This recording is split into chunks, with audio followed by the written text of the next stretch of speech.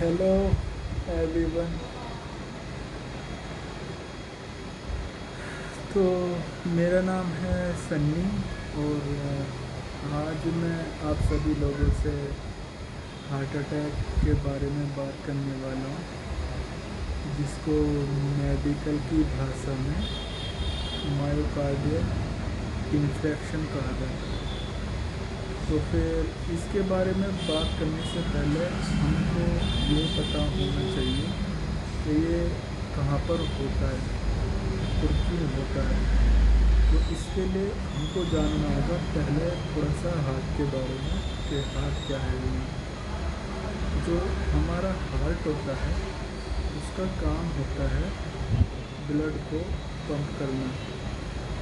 अब पंप ये कर जो हमारा हार्ट होता है ये सिर्फ ऑक्सीजनेटेड ब्लड को ही पंप करता है और डीऑक्सीजनेटेड ब्लड जो कि इम्प्योर ब्लड भी कहा जाता है इसको लंग्स में भेज देता है। और प्योर ब्लड को, जिसको ऑक्सीजन रिच ब्लड भी कहा जाता है, इसको पूरी बॉडी में डिस्ट्रीब्यूट कर देता है ऑक्सीजन सप्लाई के लिए।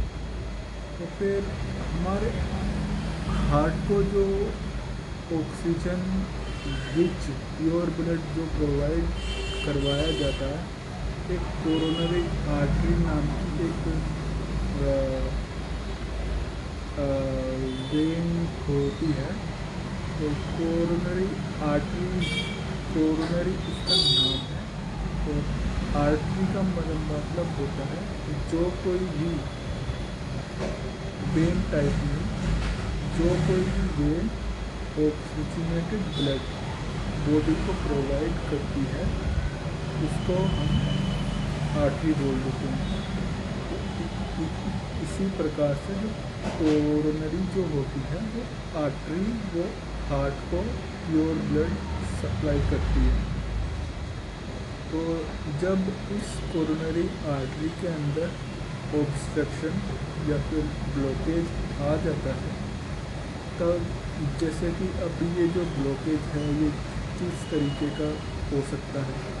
अब ये जो ब्लॉकेज है ये फैट का कोई फैट का कत्था भी हो सकता है या फिर प्लेटलेट का कत्था भी हो सकता है या फिर कुछ और भी जो कि उस कोरोनरी आर्टरी में जाकर आर्टरी को ब्लॉक कर दे और आगे की सप्लाई ना होने दे। तो ये होता है जब आर्टरी के आगे का पोर्शन में प्योर ब्लड सप्लाई नहीं हो पाता है तो वहाँ पे सेल डैमेज देखा जाता है, सेल डैमेज या फिर टिश्यू डैमेज। तो वो उसको हम हार्ट अटैक बोल देते हैं। अब इसके मोस्ट कॉमन जो इम्पोर्टेंट साइन जो होते हैं वो होते हैं तीन। पहला होता है चेस्ट पेन। अब चेस्ट पेन कैसा होगा ये हमें मालूम होना चाहिए क्योंकि चेस्ट पेन भी कई तरीके के होते हैं। तो कई बार आदमी इसमें कंफ्यूज हो जाता है कि क्या मेरे को ये हार्ट अटैक है या फिर लंग्स की प्रॉब्लम है मेरे को। तो हार्ट अटैक वाला जो पेन होता है वो क्रशिंग पेन होता है, नाइफ लाइक पेन होता है। जैसे किसी ने चाकू मार दिया हो, एक टेनिकेटिंग पेन होगा तो चुभन वाला पेन जिसको बोलते हैं।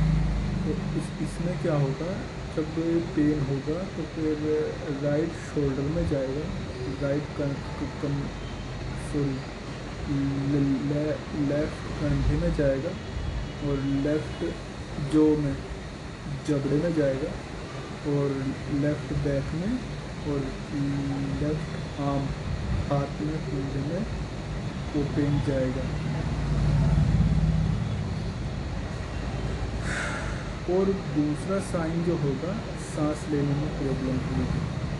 सांस लेने में बहुत ही ज़्यादा प्रॉब्लम होगी। सांस लेट कर कोई बंदा लेट कर सांस नहीं ले पाएगा और उसको चेस्ट में भारीपन फील होगा, जैसे कि भारी भारी सा लगेगा।